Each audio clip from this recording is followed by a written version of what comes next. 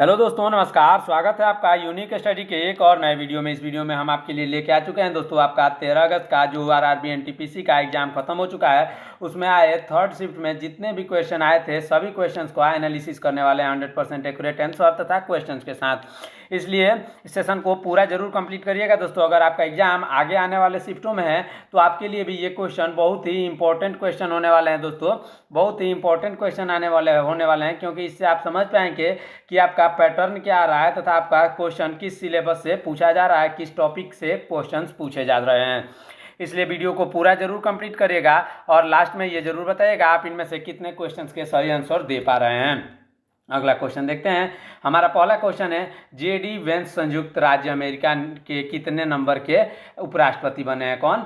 JD Vance जो है संयुक्त राज्य अमेरिका के कितने नंबर के उपराष्ट्रपति बने हैं? इसका सही आंसर ऑप्शन नंबर सी यानी 50 में हो जाएगा दोस्तों। ये 50वें उपराष्ट्रपति बने हैं। अगला क्वेश्चन देखते हैं, ध्यान दीजिएगा। वर्धन वंश और किस नाम से जाना जाते हैं? वर्धन वंश को दोस्तों जाना जाता है पुष्यभूति वंश। ऑप्शन नंबर बी पुष्यभूति वंश के नाम से वर्धन वंश को जाना जाता है। अगला क्वेश्चन देखते हैं। हमारा अगला क्वेश्चन है, चंदेल राजवंश के किस राजा ने कंदरिया महादेव मंदिर का निर्माण करवाया था? चंदेल राजवंश के किस राजा ने? दोस्तों इसका सही आंसर ऑप्शन नंबर सी यानी विद्याधर ने दोस्तों कौन सा मंदिर का निर्माण कराया था? कंदरिया महादेव मंदिर। अगला क्वेश्चन देखते हैं, ध्यान दीजिएगा, इंपॉर्टेंट क्वेश्चन है। कर्नाटक के किस वालियन वादक को 2025 में पद्म विभूषण से सम्मानित किया गया था? इसका सही आंसर होगा ऑप्शन नंबर बी यानी डॉक्टर लक्ष्मी नारायण सुब्रमण्यम को, जो कि कर्नाटक के एक प्रसिद्ध वालियन वादक हैं। उन्हें 2025 में क्या पद्म विभूषण से सम्मानित किया गया था। अगला क्वेश्चन देखते हैं, ध्यान दीजिएगा। हाल ही में भारतीय वायुसेना के नए उप प्रमुख यानी वाइस चीफ कौन बने हैं? इसका सही आंसर होगा ऑप्शन नंबर सी यानी Vivek Ram Chaudhary. Option number C दोस्तों एयर मार्शल नर्मदेश्वर तिवारी। इसका ऑप्शन नंबर सी इसका बिल्कुल सही जवाब हो जाएगा, एयर मार्शल नर्मदेश्वर तिवारी। अगला क्वेश्चन देखते हैं, ध्यान दीजिएगा। अगला क्वेश्चन है, राष्ट्रीय ग्रामीण स्वास्थ्य मिशन कब लागू हुआ? नेशनल रूरल हेल्थ मिशन जो है कब लागू हुआ? इसका सही आंसर ऑप्शन नंबर बी यानी 12 अप्रैल 2015। इसका बिल्कुल सही जवाब हो जाएगा दोस्तों। अभी तक आपने हमारे चैनल को सब्सक्राइब नहीं किया है, चैनल को सब्सक्राइब करिए दोस्तों। ऐसे इंपॉर्टेंट क्वेश्चन तथा एनालिसिस के लिए, ऐसे सटीक एनालिसिस आपको सिर्फ और सिर्फ हमारे चैनल पर मिलेगा। इसलिए भी चैनल को सब्सक्राइब भी जरूर कर लीजिएगा। वीडियो को लाइक, साथ ही कमेंट में बताइएगा कि आपका एग्जाम कब और किस डेट को है। अगला क्वेश्चन देखते हैं। डचों ने भारत में अपनी पहली फैक्ट्री कहाँ स्थापित की थी? जो डच जो थे वो आए थे, उन्होंने पहली कहाँ स्थापित की थी? इसका सही आंसर हो जाएगा ऑप्शन नंबर सी यानी मसूलीपट्टनम में। मसूलीपट्टनम इसका बिल्कुल सही जवाब हो जाएगा। अगला क्वेश्चन देखते हैं। भारत में AI आधारित real time one alert system launch करने वाला पहला राज्य कौन सा है? इसका सही आंसर ऑप्शन नंबर डी यानी मध्य प्रदेश हो जाएगा दोस्तों। Option number D Madhya Pradesh इसका बिल्कुल सही जवाब हो जाएगा, जिसने भारत में AI आधारित real time one alert system launch किया है। अगला क्वेश्चन देखते हैं। वर्तमान में संपत्ति के अधिकार को किस अनुच्छेद में रखा गया है? इंपॉर्टेंट क्वेश्चन है। अनुच्छेद से संबंधित एक सेपरेट वीडियो आने वाला है दोस्तों, ये वो आज ही आएगा, इसलिए चैनल को सब्सक्राइब करिए। सभी अनुच्छेद को उसमें कवर किया जाएगा। इसका सही आंसर होगा ऑप्शन नंबर सी यानी अनुच्छेद 300A में वर्तमान में संपत्ति का अधिकार को रखा गया। किस अनुच्छेद में? अनुच्छेद 300E। अगला क्वेश्चन देखते हैं। किसी से जबरन श्रम करवाने पर भारतीय संविधान के किस अनुच्छेद के तहत प्रतिबंध लगता है? यानी जबरदस्ती किसी से काम करवाने पर अनुच्छेद 23 के तहत प्रतिबंध लगता है। ऑप्शन नंबर सी अनुच्छेद 23 इसका बिल्कुल सही जवाब हो जाएगा। अगला क्वेश्चन देखते हैं। बार बार Ctrl+S दबाने से क्या होता है? Ctrl+S बार बार दबाने से क्या होता है? फाइल सेव हो जाती है, और अगर कोई बदलाव नहीं किया गया होता तो कोई अतिरिक्त बदलाव नहीं होता। अगर फाइल में कोई बदलाव किया जाए और Ctrl+S दबाया जाए तो फाइल सेव हो जाएगी। अगर कोई बदलाव नहीं किया जाए तो Ctrl+S दबाने से बाकी कुछ नहीं होता, कुछ बदलाव नहीं होगा। अगला क्वेश्चन देखते हैं। विंडोज का स्टार्ट मेन्यू खोलने से की शॉर्टकट कुंजी क्या है? शॉर्टकट कुंजी क्या है दोस्तों? इसका सही आंसर होगा ऑप्शन नंबर सी यानी विंडोज की। जो विंडोज का की होता है, जो आपके कीबोर्ड में होता है, ऐसे की एक होता है जिसमें विंडोज का एक बनाया होता है, इसी से आपको स्टार्ट मेन्यू खुल जाता है। अगला क्वेश्चन देखते हैं। बौद्ध ग्रंथ की किस पुस्तक को उसके गीता कहा जाता है? बौद्ध ग्रंथ की गीता कहा जाता है धम्मपद को। ऑप्शन नंबर सी, धम्मपद को जो है बौद्ध ग्रंथ की गीता कहा जाता है। इंपॉर्टेंट क्वेश्चन था, आपको हमने बताया भी था ये क्वेश्चन। अगर आपने हमारे चैनल को सब्सक्राइब करके वीडियो देख के गए होंगे तो ये सारे क्वेश्चन आपको बिल्कुल आसान लग रहे होंगे दोस्तों। अगला क्वेश्चन देखते हैं, भारत में मॉन्टेग्यू चेम्सफोर्ड सुधार किस वर्ष पेश किए गए थे। ये क्वेश्चन बिहार पुलिस में भी आया था दोस्तों, जो बिहार पुलिस कांस्टेबल परीक्षा हुआ था 2025 में, उसमें भी आया हुआ था। इसका सही आंसर ऑप्शन नंबर बी यानी 1919 में मॉन्टेस्क्यू चेम्सफोर्ड सुधार हुआ था। अगला क्वेश्चन देखते हैं। अगला क्वेश्चन है, बोस आइंस्टीन संघनन नामक पदार्थ की अवस्था सबसे पहले किस तत्व का उपयोग करके बनाई गई थी।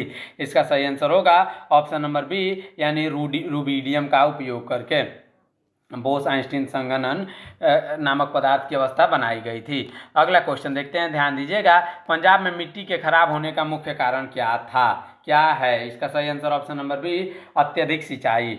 अत्यधिक सिंचाई से पंजाब में मिट्टी खराब हो गई है। अत्यधिक सिंचाई इसका बिल्कुल सही जवाब हो जाएगा।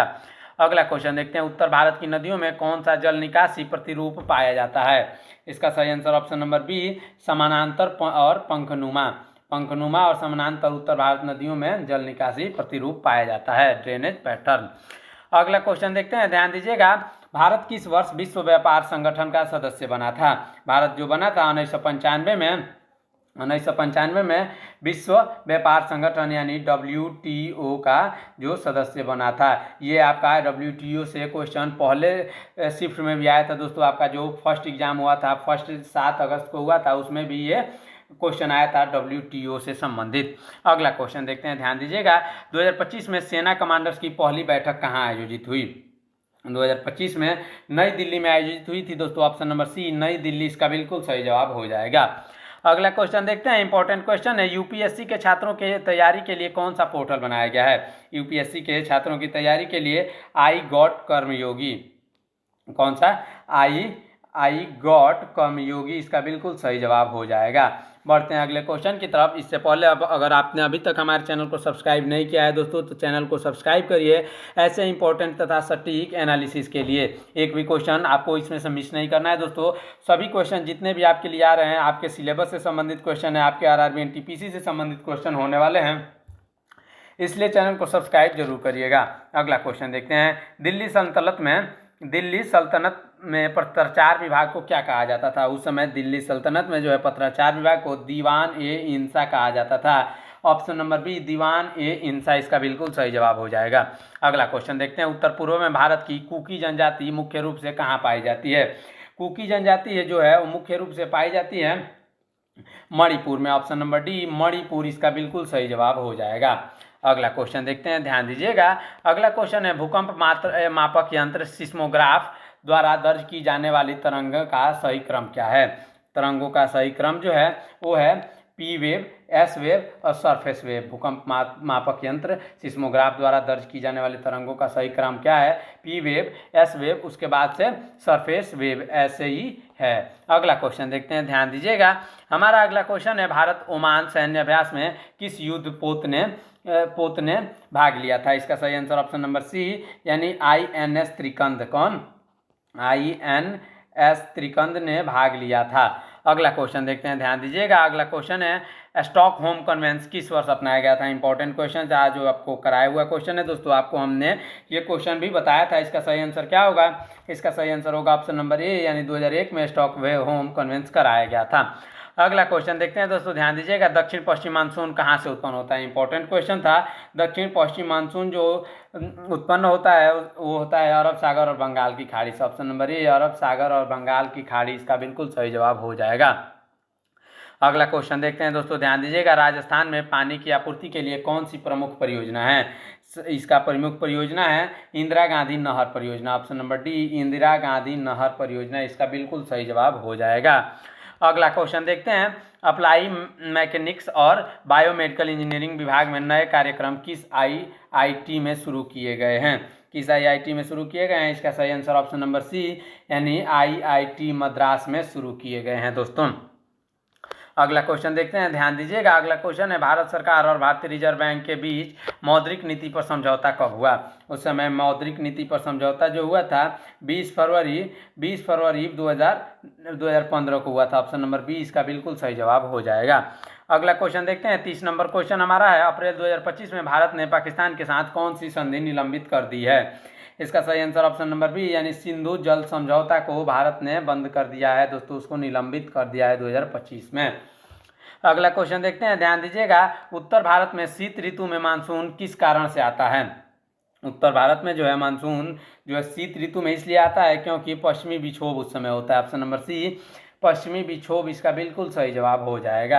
अभी तक आपने हमारे चैनल को सब्सक्राइब नहीं किया है दोस्तों, चैनल को सब्सक्राइब करिए ऐसे इंपॉर्टेंट क्वेश्चन तथा एनालिसिस के लिए। अगला क्वेश्चन देखते हैं, कर्मयोगी ऐप का आधिकारिक नाम क्या है?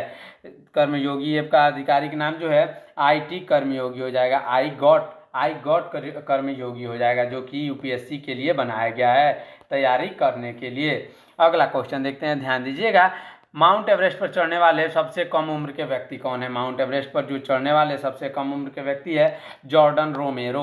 Option number B Jordan Romero. आप हमें कमेंट में बताइएगा इनकी उम्र कितनी थी जब ये माउंट एवरेस्ट पर चढ़े थे, इसकी एज हमें आप कमेंट में बताइएगा।